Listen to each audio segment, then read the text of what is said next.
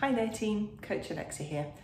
I published recently a little video about some challenges to do to work out whether you spending time working on mobility, strength or balance would be the most useful use of your time to complement your running. So today I'm going to give you a little bit of a mobility session that you can do if, from doing the tests in that last video, mobility was perhaps an issue that you weren't quite so hot on. So I'm going to take you through a few different mobility exercises for the shoulders, the back, the hips and the ankles, 4 key areas for runners. A little session that you can do on your own or pick the ones that you find more challenging or found more challenging from my previous video where we just tested things out a little bit. So come join me. We're going to start a little bit gently and just warming ourselves up slightly as well. So the first one is about shoulders and back. Feet hip width apart, and we're just going to rotate the shoulders so that the arms swing out gently from side to side. So as we turn to the right, our right arm goes behind us, we get a little stretch across the front of the shoulders, we're getting some really nice movement in our spine. And visualising our torsos on a big long skewer.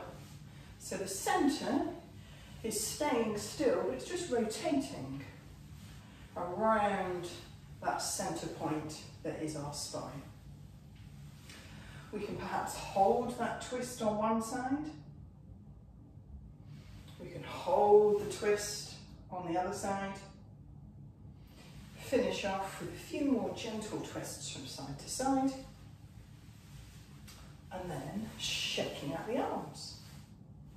Another really nice one to do for the back involves being on all fours. So in a nice tabletop. So our back is nice and flat, our face is pointing the floor, so our head is in a nice straight line with our spine, and our arms and legs are at 90 degrees pointing directly at the floor, hip and shoulder width apart. And from here, we're going to drop our head down and just arch our spine upwards. So almost like you've got a bit of string attached to your mid-back and somebody's lifting up that string like a cat doing a stretch. Hold that for a couple of seconds and then we do the opposite, just looking straight ahead of us, arching our back so our tummy is lower and we've got more of a bend in our low back. So we're just going to go back from one, gently from one to the other, just holding it a second or two in each position. And you can do any of these exercises for as long as you wish. So if you are less mobile, you've got less range of motion, then do them for a little bit longer. We can also go the other way, so turning to look at the right hand side of our bottoms and tilting the right hand side of our bottoms towards us, and then the other side. So looking to the left, bottom to the left, and looking to the right, bottom to the right. So nice, if somebody's looking down at you from above, you'd be doing really nice banana bend from side to side. That's a really nice one to keep your back moving, particularly if you're spending long periods during the day sat down. Another really nice one to do that I often use up as well as a warm-up as part of our runs, particularly if you've been sat at a desk all day, shoulders and arms forwards, is to do some really nice big arm circles. I like to start these off quite slowly because we want to make sure the arms are going into a really nice full range of motion. And particularly at this point, where we're at 10 to 2, where we tend to get the best stretch across the shoulders. So here, just linger a little bit and pause. Feel that stretch across the front of the shoulders. If you're finding this one easy, or you've got used to it a little bit with a bit of practice and you've got one of these nice big elastic bands lying around at home, one in each hand with a little bit of tension between them, and that will just help you, particularly at that point, get into the stretch. And we want to bring that up and round again. You want to keep those arms straight, no bending the elbows. Oh, that's a little bit of cheating. That will just help you get further into that really nice release. across the front of the chest. We're going to go back onto the floor again, but this time lying down. So a couple of lovely twists that we can do here. First one is with our knees together, feet together, arms out to the side, and just dropping our knees over to one side, keeping that opposite shoulder on the floor. So having those arms out in a really nice big T shape can help. This is lovely for the lower back. Hover it there for a few seconds, and then gently pick up and rotate to the other side. Now with my shoulders remaining on the floor, my knees go all the way down so that lower leg touches the ground, so I can rest there and enjoy the stretch. If yours don't, grab a sofa cushion or a pillow or a cushion, just pop them under the knees so you can hang out in this position. So if your back is particularly stiff, it's a nice stretch to hang out in for 30 seconds, a minute or two. Really, really nice way to just get the most out of that stretch. Next one is also lying down as well. So same start position, but this time we want to pick up one leg and rotate it inwards so that the ankle of that leg is resting on the opposite knee. We then want to take both hands and grab the thigh of the leg where the foot is still on the floor and pull it gently in towards us. We can use that elbow on the side of the leg that's up in the air just to push the knee away slightly. And again, a nice one to just hold into. Stretching around the back of the hip, into the glutes, some of the rotational muscles there.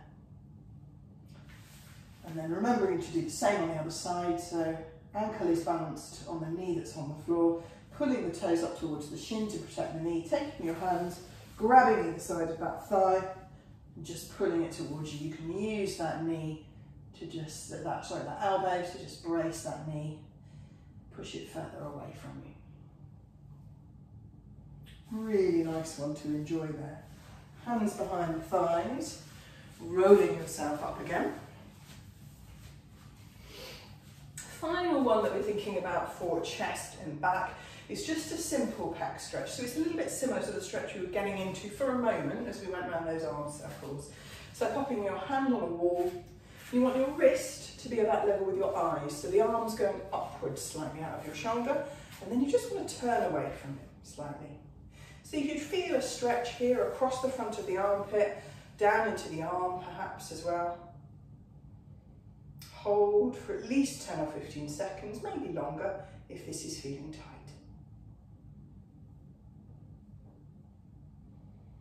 Excellent. Remember to do those on both sides as well.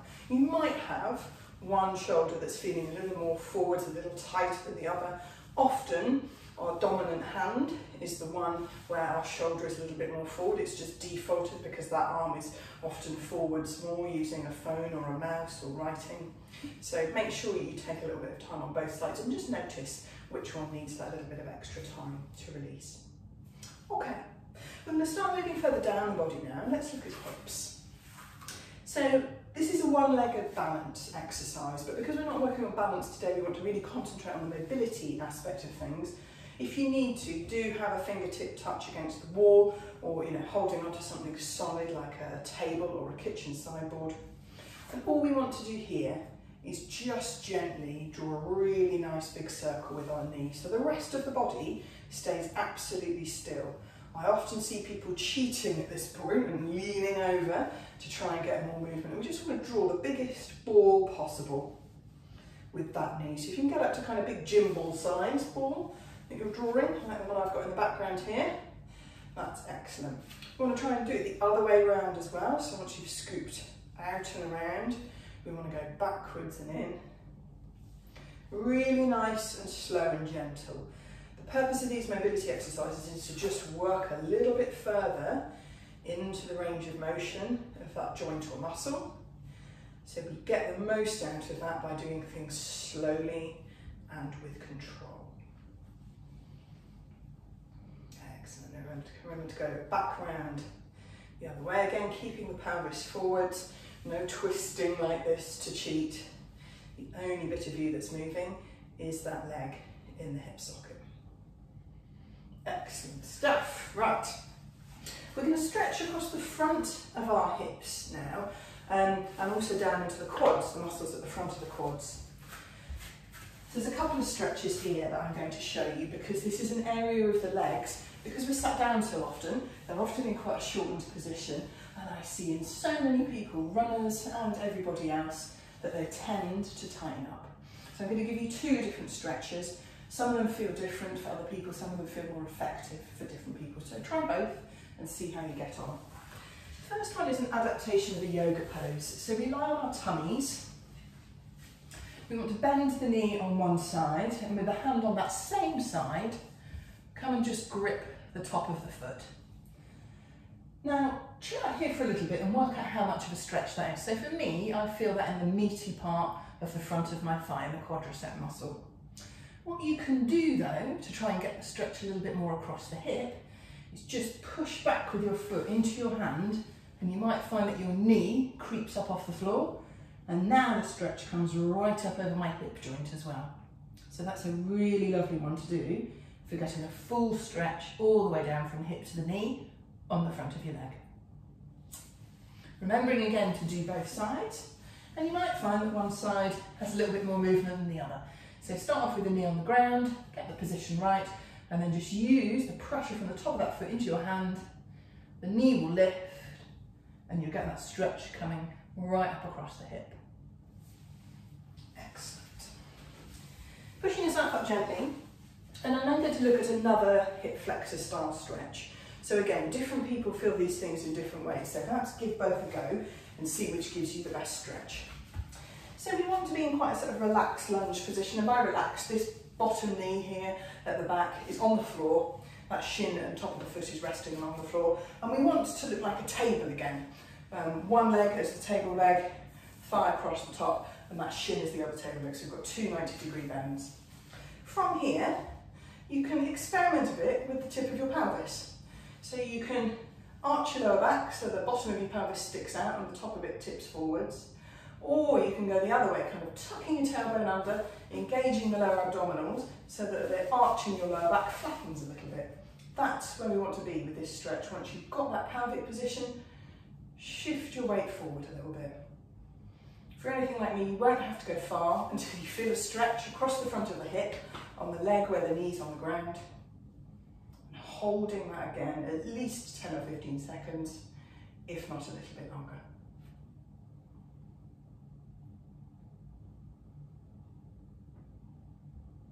Excellent. Cross that over and do the same on the other side.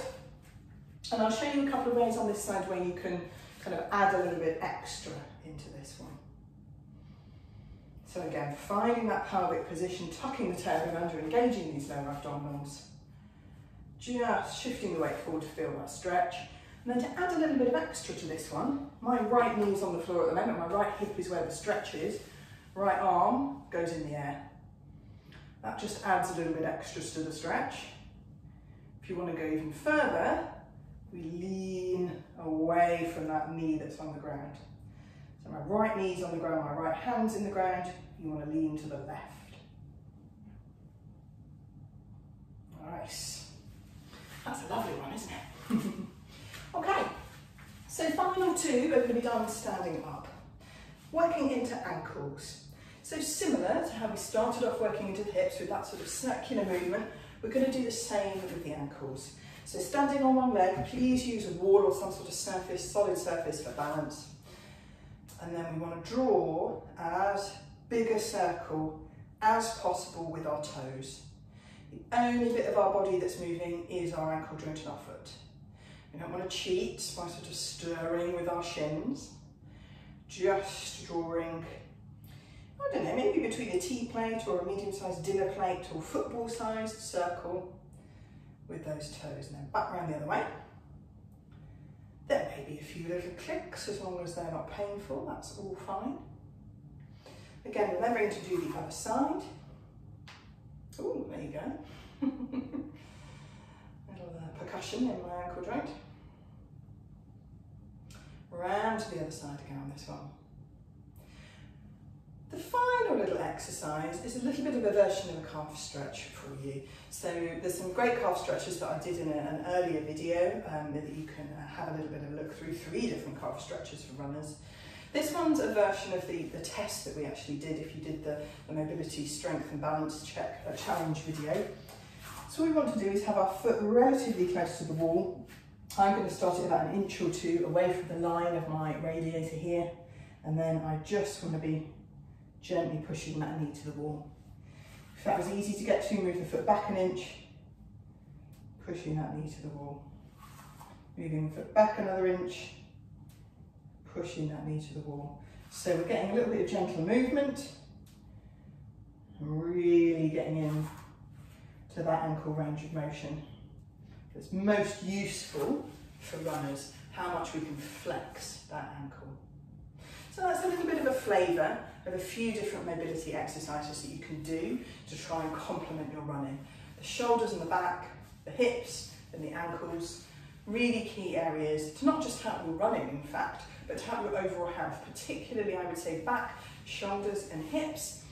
For those of us who spend quite a lot of time sat down in one position for a lot of the day, at a desk, driving a car or a vehicle, you know, the hips are still, the shoulders are forwards in an unusual position and the back is in a non-ideal position. So it can be really useful to just give a few of those exercises a go every day if you can. Maybe when you get home from work or finish a long period of time sat down, get out of your car after a long drive. Hope that's helpful.